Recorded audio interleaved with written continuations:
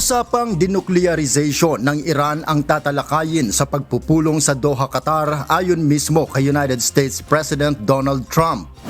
Subalit sa kanyang pahayag, tila hindi ito seryoso na may patutunguhan ang pag-uusap. Meeting in Doha is going to be perhaps important, perhaps not. We're going to find out. But we're winning militarily. It's almost won militarily, I would say. And it's really very simple. It's the denuclearization of Iran. We don't want them to have a nuclear weapon, and they're not going to have a nuclear weapon. And they've agreed to that, in all fairness. Sa pahayag ni White House spokesperson Caroline Leavitt, sina Middle East envoy Steve Witkoff at ang presidential advisor na si Jared Kushner ang haharap sa pagpupulong. Just spoke with the president about it. Iran has requested a meeting this week, so Special Envoy Witkoff and Jared Kushner will be flying to Doha for high-level meetings this week. On the sidelines of those high-level talks will be the technical talks. Walang pahayag o anumang kumpirmasyon ng Iran kung magpapadala sila ng kinatawan sa nasabing pagpupulong, subalit naninindigan ng Iran na makikipag-usap lamang sila kung ano ang nauna nang napagkasunduan sa Memorandum of Agreement.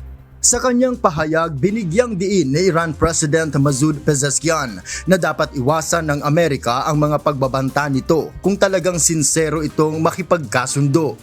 Sinabi rin nito na determinado silang tuparin ang kanilang commitment sa kasunduan kung susunod din ang Amerika.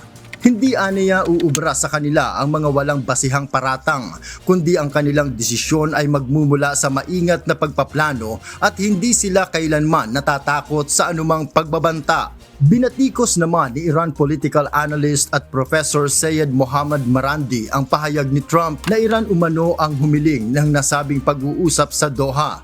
Aniya, hindi ang Iran kundi si Trump mismo ang may gusto ng nasabing pag-uusap, pero naniniwala siyang hindi magpapadala ng tauhan ang Iran.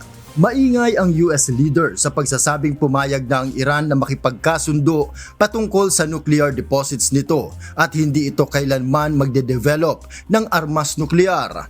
Iginiit din nito na pumayag ang Iran na inspeksyonin ng International Atomic Energy Agency o IAEA ang nuclear sites ng Iran upang makasiguro. Ang inspeksyon na ito ay mariing itinanggi ng Iran.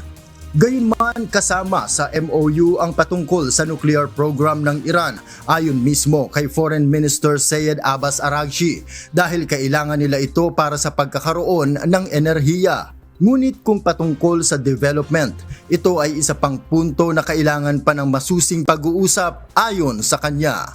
Noel Polyarco, UNTV News and Rescue.